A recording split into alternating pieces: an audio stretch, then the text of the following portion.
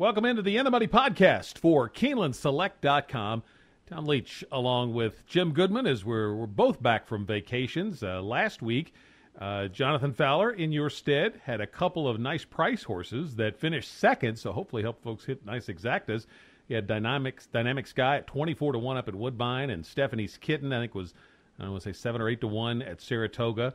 And the only winner I had was up with the Birds, but I had him with Dynamic Sky and a couple of others, so it was a nice exacta. So sometimes one will be enough to get you through, and hopefully we'll be able to give you more than one or two this week. And with our picks, as we get to a couple of stakes on the Friday card at Saratoga, and then we'll do Saturday stakes as well. But first, Jim, let's talk a little bit about a contest you guys have going on at Keeneland on Saturday. We do a couple of times a year, and we're only doing it one time this year. We have a Daily Racing Form NTRA National Handicapping Championship qualifier, and it's $190, and for that you get a shot at first prize of between $7,500 and $10,000, depending on how many entries we get. Plus, the top 4 entries, at least, possibly 5 or 6, get trips to Vegas to compete for $750,000 and the National Handicapping Championship in January. So that's good stuff, and that's at Keeneland. You have to be out at the track. Do you have to sign up in advance, or can you just walk up and sign up? You can walk up Saturday morning. We open registration around 9 a.m., and the first race we're doing Saratoga, Woodbine, Arlington, and, Gulfstream, the fourth track. Any 15 races from those 4 tracks, and the first race is Saratoga's, I think, first is at 1 o'clock. All right. Well, we're going to the Friday card for a couple of stakes races. We'll start with Saratoga's 9th race on Friday. It's the Curlin, not graded yet, probably will be soon, for 3-year-olds at a mile and an eighth. Field of 10 here. Who did you land on? Well, I landed on Commanding Curve, but I'm not sure whether he's cross-entered in the Jim Dandy on Saturday. So when we're taping this, we don't know whether Commanding Curve is going to run. If he chooses this spot, he kind of towers over these horses in class. The one thing you don't like is he doesn't have a whole lot of speed, so he needs a fast pace up front. I would take him on top. If he scratches out, I think Cousin Steven had a nice little prep race at Parks last time out after not doing well in Tampa, but he was well played in those Tampa Bay Derby and the Sam Davis. Life in Shambles on the outside for Christophe Clement. Christophe always does well at Saratoga, and so I would take Commanding Curve on top. If Commanding Curve scratches and goes in the Jim Dandy, probably take Life in Shambles. I don't think you're going to get 6-1 on Rosario and Clement, but I would take Life in Shambles just as a little bit of price play on the outside. I'm going to take a stand against Commanding Curve, whichever spot he goes in, because of the running style. And I started to go Life of Shambles. Not wild about the 10-hole, and so are Clement's. Not sure the horse is better, is best at these longer distances. It could he ends up being like a King's Bishop horse at the end of the meet. So I ended up coming back to a price of 5 on the 5-horse charge now for Bill Mott, 10-1 on the morning line. If you look at the pedigree, should love stretching out to a mile and an eighth, and had a couple of really good races, and then had trouble in the race out in Iowa, slow break, and just finished kind of mid-pack. And I'm going to take a shot with Charge now for the price and the pedigree play. Use them with Life in Shambles, the 10, the 6 Cousin Steven, the 3 Protonico for Pletcher. And if you want to throw one more in there, I think Zito's horses have run well at the meet so far, and the 8-horse Spot, intriguing just for a price a little bit. But my pick is Charge now, the 5. Out at Del Mar Friday, they run the Cougar, the 2nd handicap, 3-year-olds and up, on the Poly at a mile and a half.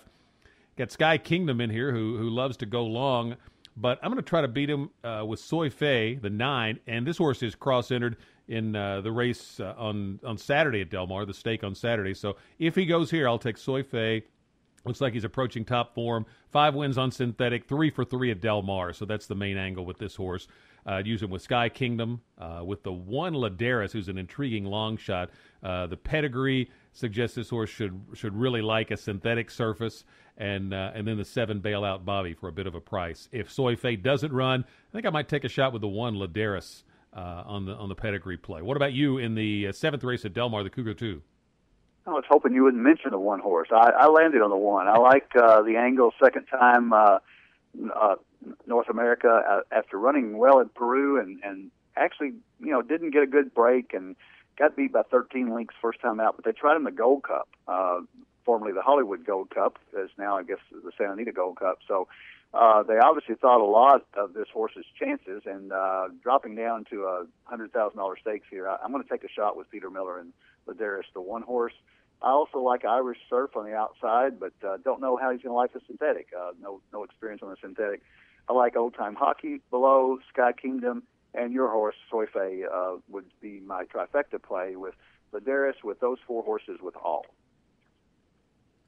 Let's take a look at the Saturday stakes races around the country. We'll start with 2 up at Saratoga. The 8th race is the Grade 2 Amsterdam for 3-year-olds going 6.5 furlongs. Both of these are preps for big races around 1 turn and 2.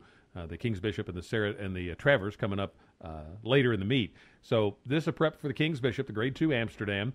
And you've got a nice group going postward here of horses that are on the rise, horses that have accomplished a little bit more. How did you see the Amsterdam shaking out? I think it's a really good betting race, and I landed on Captain Sirius. He couldn't handle Kid Cruz and the Dwyer, but drops back to 6.5 furlongs, and I think this is where he needs to be. They stretched him out from 7 furlongs when he won at Belmont, and the Dwyer was 1 mile and 16th, and he couldn't hang on. Kid Cruz ran him down the stretch.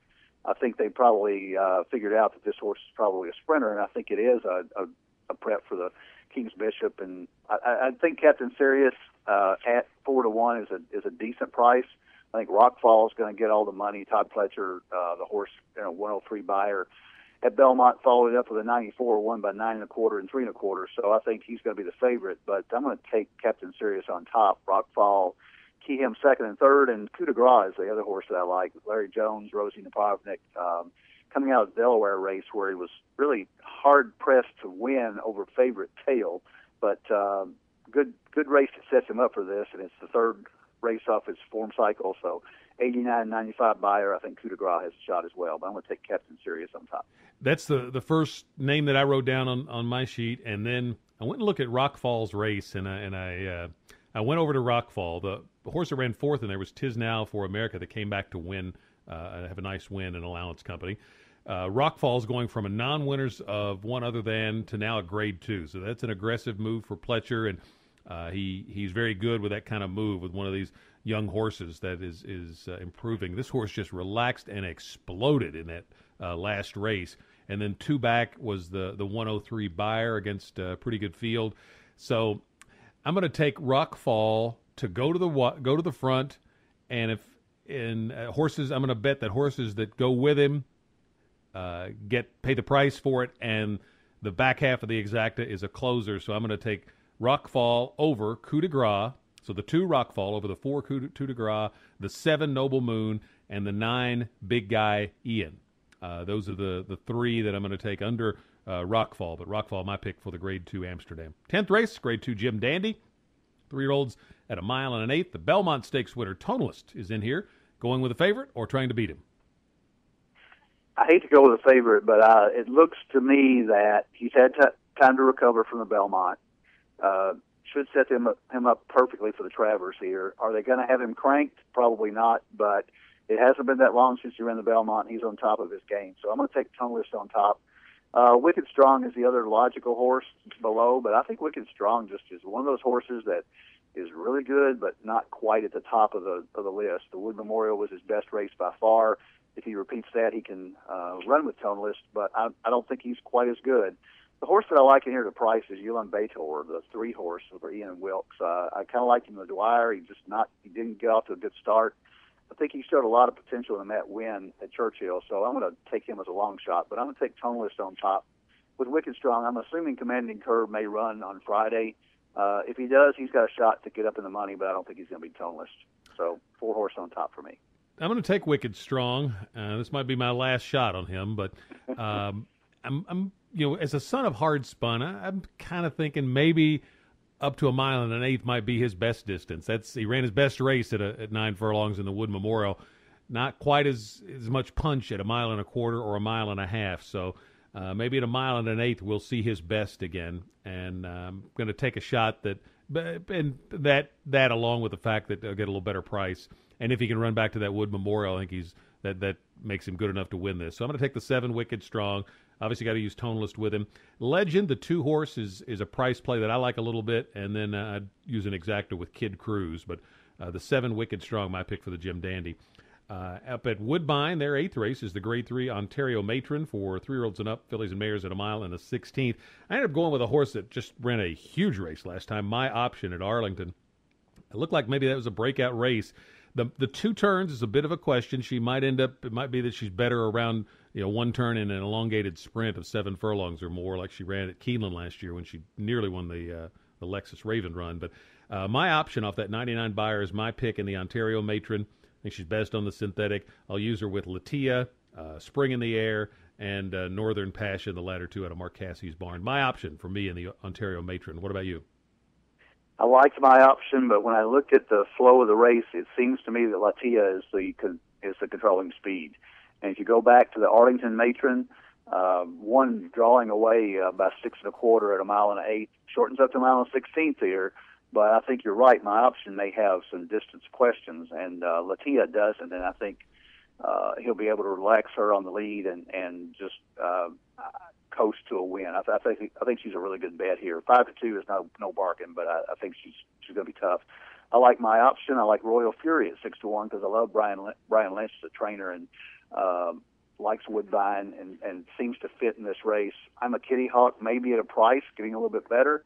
And the other horse I liked at a price was Smarty Fly, the 6-horse from Malcolm Pierce. But I'm going to take Latia on top. My Option can certainly win, but I think Latia's got a controlling speed advantage. Last race we will take a look at is the 8th at Del Mar on Saturday. It's the Grade 2 San Diego Handicap, 3-year-olds and up in a mile and a 16th here.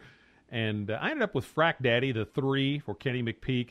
I think the shorter distance is good for this one. 3 for 4 on synthetic. Had a good work at Del Mar. Soy Faye's also entered in here, the horse I picked in the race on Friday at Del Mar. So I would use him underneath in an exacta. The 8 Summer Hit, the 5 I Know. The 2 Imperatives almost where I went because I think he likes Del Mar, and I think he's maybe in his lifetime best form. But I'm going to go with Frack Daddy, the 3 in the Grade 2 San Diego. What about you? I was going with Frack Daddy. I've never picked Frack Daddy. He always beats me. And he's on a pattern. He runs 103, 91, 189. So he's going to run a 102, 103. He runs well every other race. I'm still going to try to beat him again. I'm going to take Summer Hit. And it's 8-1. This is a nice betting race. I think if you can beat Frack Daddy in an Imperative, I think you can make some money. And this horse is 8-1 morning line, 8 for 10 on synthetics. Now, a lot of that's a Golden Gate, but it's 1 for 1 at Del Mar. And I think Bejarano is back in the saddle out there now and riding really well. He's 4 out of his first 25 with, I think, 14 horses out of 25 in the money. So I'm going to take a shot here with Summer Hit. I think he's got a shot to get the lead here. There's not a whole lot of speed if he can outbreak Frack Daddy. So I'm going to take him on top. Frack Daddy and Imperative, the logical horses below. Soy Faye, if he runs here, has got a shot. Fed Biz has got a shot. Nice betting race, but I'm going to take Summer Hit, the 8-horse, for Rafael Bejarano on top. A lot of great racing right now with Saratoga and Del Mar underway, so make sure you always keep your Keeneland Select account funded, and make sure to get out to Keeneland for simulcasting on Saturday and enter that contest for a chance to win a spot in the National Handicapping Championship out in Vegas. For Jim Goodman, I'm Tom Leach. Best of luck, and this is the End of Money podcast for KeenelandSelect.com.